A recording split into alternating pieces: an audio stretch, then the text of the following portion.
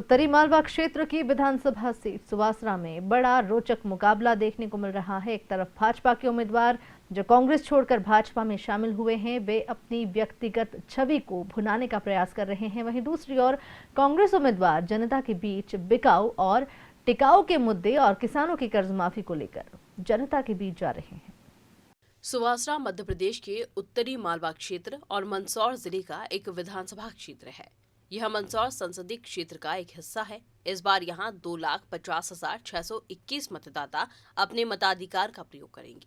यह seat Congress party के विधायक द्वारा अपने पद से इस्तीफा देने के कारण रिक्त हुई थी।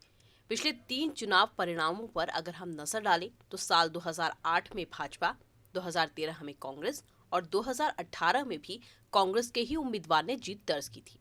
जातिगत समीकरणों की अगर हम बात करें तो इस विधानसभा में पोरवाल समाज के वोट सबसे ज्यादा हैं, जिसे भाजपा का वोट बैंक भी माना जाता है।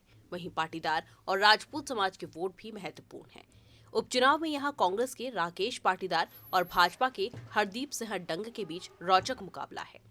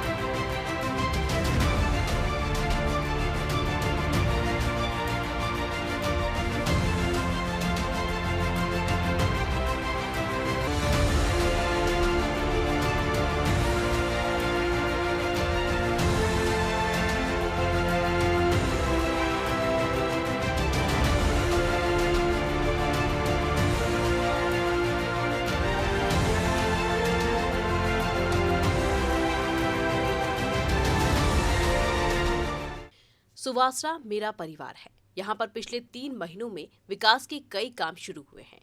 इस बार भी यहाँ की जनता अपने बेटे को वही प्यार देगी जो हर बार देती आई है। डिजियाना न्यूज से चर्चा में हरदीप सिंह डंग ने विस्तार से अपनी बात रखी। सुवासरा विधानसभा में भारतीय जनता पार्टी के उम्मीदवार हरदीप सिंह डंग लोगों के बीच जाके अपने लिए जन समर्थन जुटा रहे हैं। आइए उनसे जानते हैं कि किस तरह की चुनौती इस विधानसभा चुनाव को देखने को मिल रही है और किस तरह से अपनी रणनीति पर वे काम कर रहे हैं। हरदीप जी, कितनी बड़ी चुनौती मानते हैं इस बार? ये तो मेरा परिवार पूरा क्षेत्र, इसलिए कोई चुनौती नहीं है। यहाँ तो हरदीप यहीं पैदा हुआ है। यहाँ पे सरपंच, जिला पंचायत, फिर विधायक, आज मंत्री के रूप में उनका एक बेटा, उनका परिवार वाला यहाँ खड़ा है।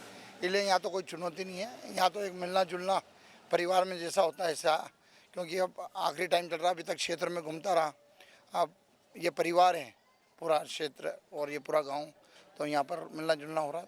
बिकाऊ और टिकाऊ का बड़ा मुद्दा चल रहा है। जितने लोग कांग्रेस छोड़कर बीजेपी में शामिल हुए हैं, कांग्रेस अपने कैंपेन में कह रही है कि सारे लोग बिके, उन्होंने लोकतंत्र को बेच दिया है। लोकतंत्र तब बिकता जब 15 महीने में कमलनाथ जी ने एक काम नहीं करा हो और शिवराज जी सिंह चौहान साहब ने हरदीप सिंह डंग को 3 महीने में इस क्षेत्र को जो ताकत दी है, कैबिनेट मंत्री का दर्जा जो दिया है, ये मेरे को नहीं दिया है, पूरी विधानसभा को दिया है। 21 अरब 85 करोड़ की सिंचाई योजना मंजूर करी है। 20 करोड़ का एक डैम मंजूर कर दिया है। 14 करोड़ का एक डैम मंजूर कर दिया है। अनेकों सड़कें मंजूर कर दी हैं। नल जल योजनाएं वो मंजूर कर दी है। जब 15 महीने में कमलनाथ जी हरदीप सिंह डंग को 1 मिनट बैठने की नहीं बोल सकते हैं, और आज 3 महीने में करोड़ों रुपए के यहाँ पर काम। लोकतंत्र की हत्या तो तब होती जब मैं 5 साल टाइम पास करके जनता के बीच में आता। और सबसे बड़ी बात है कि आरोप लगा रहे हैं, कुछ तो आरोप मत लगाओ, कुछ कार्रवाई करो। खाली आरोप लगाने, और जो है ना, जो यहाँ पे उम्मीदवार दिए हैं उनकी हिस्ट्री पूरा इलाका जानता है, इसलिए मेरे को व्यक्तिगत बोलने की जरूरत भी नहीं है। चौथी बार शायद चुनाव लड़ रहे हैं और 2 बार आप जीत भी चुके हैं कांग्रेस के टिकट पर। ये कहा जाता है कि यहाँ पर आपका व्यक्तिगत, जैसा आपने बोला कि ये विधानसभा मेरा परिवार है, इस परिवार के लिए अब जब फिर से आप चुनाव मैदान में हैं तो क्या विज़न आपके पास है कि आप क्या करने जाएंगे, सुवासरा को किस तरह की सुविधाएं और दिला पाएंगे आप? क्योंकि अस्पताल की यहाँ पर कमी नज़र आती है, सड़कों की यहाँ पर कमी नज़र आती है, कई तरह की योजनाएं हैं, चाहे वो स्वच्छता को लेकर हो या सिंचाई को लेकर हो या अस्पताल, एक बहुत बड़ी दिक्कत यहाँ हमको दिखती है, क्योंकि हम भी लगातार यहाँ पर देख रहे हैं, लगातार लोगों से बात कर रहे हैं। देखो, डॉक्टर कितने भी हों, सुविधाएं कितनी भी हो, हर आदमी चाहता है कि हमारे यहाँ हर सुविधा हो जाए। फिर भी मैं मानता हूँ यहाँ पर 4 डॉक्टर यहाँ पर हैं, सभी जगह डॉक्टर हैं। हमारे यहाँ जो एक जिस स्तर पे कस्बे में जो सुविधा होना चाहिए, महिला डॉक्टरों की ज़रूर कमी है यहाँ पर, और वो चाहेंगे कि यहाँ पर आए। और सबसे बड़ी बात है, यहाँ पर सड़कें ज़्यादातर 80% सड़कें यहाँ पर बन चुकी है।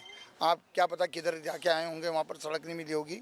सड़कें हैं, स्वास्थ्य सेवाएं, और जो छोटी मोटी जो कमी है उसको हम पूरा करने जा रहे हैं। सिंचाई योजना हमारी पूरी विधानसभा में एक भी ऐसा खेत नहीं बचेगा जहाँ पर चम्बल मैया का पानी नहीं पहुँचे। कॉलेज हो गए, सब कुछ है। अब तो खाली उद्योग धंधे यहाँ पर खुलें जिससे युवाओं को रोजगार मिल सके और उद्योग धंधे यहाँ पर आएँ। ये हमारी बड़ी क्लोज थी, 300 के आसपास आपकी जीत रही थी। इस बार आपको क्या लगता है, कितना समर्थन जुटा पाएंगे, क्या लीड रहेगी आपकी? देखो, पहले मैं जीता था जब संभाग में 29 सीटें हैं, उसमें 28 बीजेपी की और मैं कांग्रेस का था। फिर उसके बाद जीता तो संसदीय क्षेत्र में इकलौता जीता। तो ये तो पूरा बीजेपी का गढ़ है, और उसमें अगर हरदीप को प्यार मिला है तो ये जनता को धन्यवाद। और अब तो 7 सीटें यहाँ पर बीजेपी की है। शिवराज सिंह जी चौहान यहाँ पे मुख्यमंत्री हैं, मोदी जी जैसा प्रधानमंत्री हैं, और अब मैं बीजेपी का उम्मीदवार। मुझे गर्व है कि मैं ऐसी राष्ट्रीय पार्टी से जुड़ा हूँ जो वर्तमान में मोदी जी और ये जो कदम उठा रहे हैं। और मेरा मानना है कि मध्य प्रदेश में जो 28 सीटें जो चुनाव हो रहे हैं उसमें सबसे बड़ी जीत होगी तो सुवासरा विधानसभा की होगी। बिल्कुल, तो हरदीप सिंह डंग जी का ये दावा है कि 28 विधानसभा क्षेत्रों में जहां उपचुनाव होना है, सबसे ज़्यादा मतों से अगर कहीं जीत प्राप्त होगी तो वो सुवासरा विधानसभा से प्राप्त होगी। सुवासरा में कांग्रेस के टिकट पर चुनाव मैदान में उतरे राकेश पाटीदार किसान पुत्र होने का हवाला देते हुए जनता के बीच में हैं। साथ ही साथ वे अपने क्षेत्र के मतदाताओं के बीच बिकाऊ और टिकाऊ के मुद्दे को लेकर समर्थन जुटा रहे हैं। डिजियाना न्यूज से चर्चा में उन्होंने साफ कहा है कि यहाँ की जनता उनके साथ है। सुवासरा विधानसभा में कांग्रेस के उम्मीदवार राकेश पाटीदार लगातार जनसंपर्क कर रहे हैं। इस समय वो विधानसभा क्षेत्र के ग्राम राजनगर में अपने लिए वोट जुटाने के लिए आए हुए हैं। राकेश जी, किस तरह की चुनौती है? आपने कहा कि किसान के पुत्र को एक अवसर देना चाहिए, तो क्या गुहार लगा रहे हैं आप आपके मतदाताओं से? देखो, मतदाता से गुहार लगाने की यहाँ ज़रूरत नहीं है, क्योंकि यहाँ का मतदाता जागरूक है। क्योंकि उन्होंने 2 समय से लगातार यहाँ पे कांग्रेस के विधायक को चुनकर भेजा, और यहाँ का एक मतदाता कांग्रेस के साथ है और किसान के बेटे को आशीर्वाद देने के लिए खड़ा है। क्योंकि अगर इसका तो सीधा उदाहरण यही है कि हमारे यहाँ जिस तरीके से भारतीय जनता पार्टी के बड़े नेताओं का आना जाना लगातार जारी है, इससे यह तय हो गया कि उन्होंने पिछले 7 महीने में इस क्षेत्र की जनता को केवल लूटने का काम किया है, और लूटे हुए पैसे को आज फिर वापस जनता में लुटाने के लिए आ रहे हैं। वो कह रहे हैं कि मैं सुवासरा का बेटा हूँ, मुझे वोट करो। आप कह रहे हैं कि आप किसान के बेटे हैं, मुझे वोट करो। तो जीत किसकी होगी, किसान का बेटा जीतेगा या सुवासरा का बेटा जीतेगा? देखो, बेटे तो दोनों हैं, उसमें कोई दिक्कत नहीं है, पर जनता का जो बेटा होगा वो जीतेगा।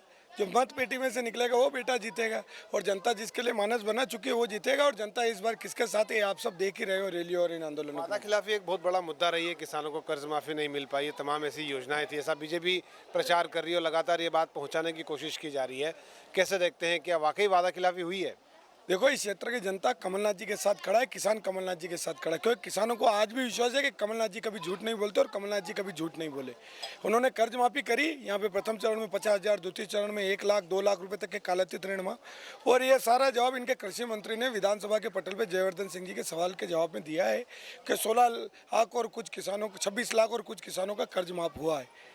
अब ये यहाँ पे किसी भी चीज़ के नाटक की नोटंकी करना भारतीय जनता पार्टी का पुराना काम है, और वो नाटक नोटंकी करती रहती है। इससे किसानों को और गरीब मजदूर और व्यापारियों को कोई फर्क नहीं पड़ता। यहाँ पर 2 लड़ाई है, बीजेपी और कांग्रेस की लड़ाई तो है, लेकिन एक लड़ाई अपनों के बीच में भी की जा रही है। तो ये जो चुनावी कुरुक्षेत्र बना है, हरदीप सिंह डंग जिनके नेतृत्व में कभी आप लोगों ने काम किया, आज उनके खिलाफ आप लोग खड़े हैं, क्या कहेंगे?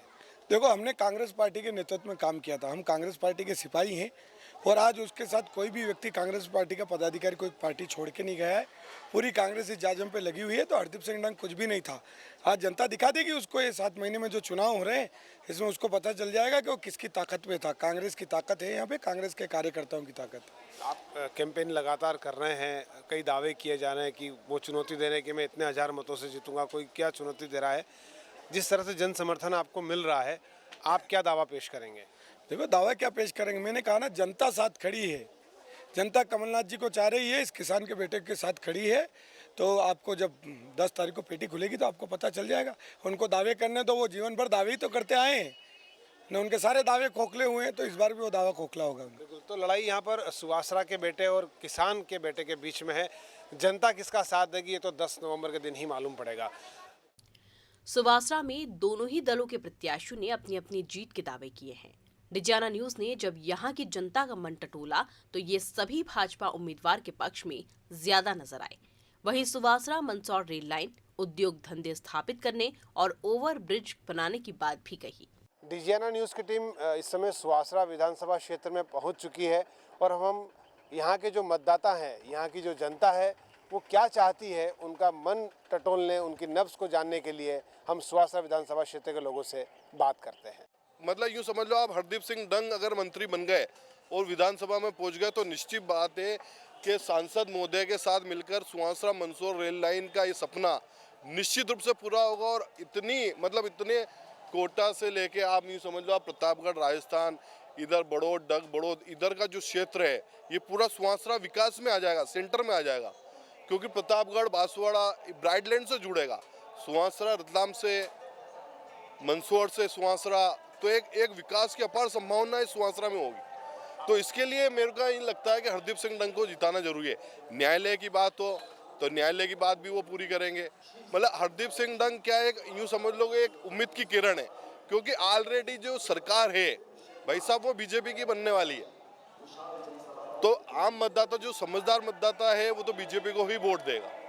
सुवासरा का मतदाता तो यही सोचता है कि जो गद्दारी हुई है उसके साथ तो उनको सबक सिखाया जाए। जो लोकतंत्र की हत्या करने में जो जिसका माहिर, उनको तो सबक सिखाना बहुत जरूरी होता है। क्या आवश्यकता है सुवासरा को लगती है? जो विकास कार्य पिछले 5 साल में, 10 साल में जिसको हरदीप सिंह डंग को जो विधायक बनाया गया था उसने नहीं किया है, वो विकास तो अब करना चाहिए। नई सोच, नया विचार। कमलनाथ जी ने जो काम किया उसका तो बढ़िया काम होना चाहिए। काम तो अभी बहुत बाकी है यहाँ पे, और ब्रिज बाकी है, अभी काम तो बाकी है। अभी रोजगार धंधे को लेकर क्या सोचते हैं? रोजगार धंधे में भी यहाँ पे कोई उद्योग धंधा तो कुछ है नहीं है, सब कृषि के ऊपर ही आधारित है। तो एक आध कुछ उद्योग खुल जाए आसपास तो रोजगार मिल जाए लोगों को। एजुकेशन सिस्टम के अगर देखें तो मतलब यहाँ पे कोई भी ऐसे प्लेसमेंट वगैरह का कुछ भी सिस्टम नहीं है। क्योंकि अगर यहाँ से कोई भी पास आउट हो रहा है तो उसके बाद उसका कोई स्कोप नहीं है, या तो उसको बाहर ही जाना है, और यहाँ से पास हो रहे या तो वो अपनी शॉप ही खोलेगा या फिर कुछ और, या फिर बाहर जाएगा और फिर वहाँ जाके उसको कुछ करना है। उसके अलावा आप देखो तो यहाँ पे सब यही है, कृषि से रिलेटेड ही जो भी है। उसके अलावा और कोई ना यहाँ पे कुछ फैक्ट्री है ना कुछ और भी कुछ चीज़ें हैं, तो मतलब किसी और चीज़ से रिलेटेड रोजगार तो है नहीं यहाँ पे। हमको अच्छी उम्मीद है सबसे, काम भी अच्छा करते हैं हमारे हरदीप सिंह, अच्छा काम करते हैं हमारे। क्या क्या सुविधाएं और मिलनी चाहिए सुवासरा? हमारे एक तो बस स्टैंड बनना चाहिए इधर, और भी बहुत सारे काम है, और भी कोई फैक्ट्री डालने की योजना बनाओ ऐसे। सुवासरा का मतदाता सोचता है कि सुवासरा का जितना विकास हो उतना अच्छा। एक तो सुवासरा में डॉक्टर की कमी है, एक बस स्टैंड की कमी है, एक ओवर ब्रिज की कमी है, और एक आधी अगर फैक्ट्री खुल जाए तो सुवासरा का बहुत बढ़िया विकास हो जाए। और एक और सबसे बड़ी बात, सुवासरा और मंदसौर के जो रेलवे लाइन है वो पास हो चुकी है, लेकिन अभी काम शुरू नहीं हुआ है। हमने सांसद महोदय से भी कहा है, तो वो भी कहेंगे चुनाव बाद देखेंगे, इसका काम करेंगे। तो हम यही चाहते हैं कि भाजपा ज़्यादा काम करे, पूरे देश का विकास करे, हमारी यही उम्मीद है उनसे। अपने जनप्रतिनिधि से अपेक्षा करता है कि सुवासरा का विकास हो, सुवासरा का नाम आगे तक हो, पूरे मध्य प्रदेश में फैले, और ऐसा कैंडिडेट मिले हमको कि वो हमारी हर बात को सुन सके, हमारी हर बात को रख सके, ये हम उससे उम्मीद करते हैं। ज़्यादा ज़रूरत अभी किन चीज़ों की लगती है आपको, क्योंकि आप यहीं रहते हैं, युवा हैं? हमको सुहासरा का विकास चाहिए हमको। जो कुछ ऐसी चीज़ें हैं जो सभी व्यक्तियों को ध्यान में रख के उस चीज़ का वो विकास करें, सभी जनता की मांगों को सुने, हर प्रयासरत रहे, यही हमारा। सुवासरा का मतदाता चाहता है। उनसे जब डिजाइनर न्यूज़ की टीम ने बात की तो सुवासरा मंदसौर रेल लाइन का मुद्दा एक सबसे बड़ा मुद्दा निकलकर सामने आया है। वहीं हरदीप सिंह डंग जो कि भारतीय जनता पार्टी के फिलहाल उम्मीदवार हैं, उनके बारे में ये कहा जाता है कि सरपंच जब थे तब सुवासरा का काफ़ी विकास किया और यही कारण रहा कि अपने व्यक्तिगत छवि से वो इस मुकाम तक हासिल हो सके हैं। कांग्रेस का कैंडिडेट लगातार अपने समर्थन में लोगों से मिल रहे हैं, लोगों कार्यकर्ताओं से मिल रहे हैं और जनता के बीच पहुंच रहे हैं। सुवासरा की जनता, सुवासरा का मतदाता सुवासरा का विकास ही चाहता है और ब्रिज का निर्माण यहाँ पर होना चाहिए। और भी उद्योग धंधे, एक बहुत बड़ी परेशानी यहाँ नज़र आती है कि अगर उद्योग धंधे यहाँ पर स्थापित हो जाएंगे तो यहाँ के स्थानीय युवाओं को रोजगार मिलेगा। सुवासरा विधानसभा क्षेत्र से कैमरा पर्सन प्रदीप मसीह के साथ आशीष जोशी, डिजियाना न्यूज़। यहाँ की जनता ने तो अपने मन की बात डिजियाना न्यूज़ को बताई, तो यहाँ के राजनीतिक दलों के कार्यकर्ता भी कुछ कम नहीं दिखे। यह कार्यकर्ता भी स्थानीय मुद्दों से लेकर राष्ट्रीय मुद्दों को जनता के सामने रख रहे हैं।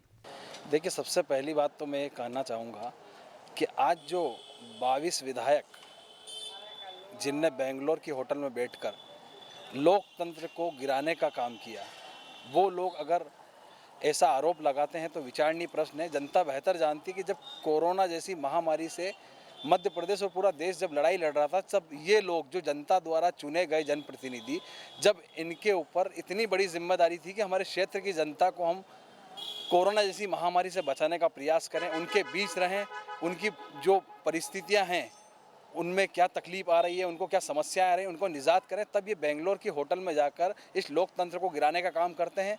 और आज उस भारतीय जनता पार्टी में शामिल होते हैं जिसके खिलाफ ये 15 वर्षों तक चुनाव लड़े। हम हमारे क्षेत्र के विधायक की बात करेंगे तो आज जो कार्यकर्ता उनके लिए 3 चुनाव तक मेहनत करता रहा, आज वो उनसे खुले मन से पूछते हैं कि अगर कांग्रेस से अपने बाप की औलाद हो या इस प्रकार के शब्दों का प्रयोग करते हैं, तो मैं अपने भारतीय जनता पार्टी के मित्रों से कहना चाहूँगा, जब 15 वर्षों तक कांग्रेस के ज़मीनी कार्यकर्ता ने उनके लिए काम किया, तब उनके लिए ऐसे शब्दों का प्रयोग करते हैं, तो किस प्रकार से आने वाले समय में हो सकता है कोई अन्य पार्टी में अगर चले जाए तो उनके लिए भी ऐसे शब्दों का प्रयोग किया जा सकता है, वो सतर्क हो जाएं।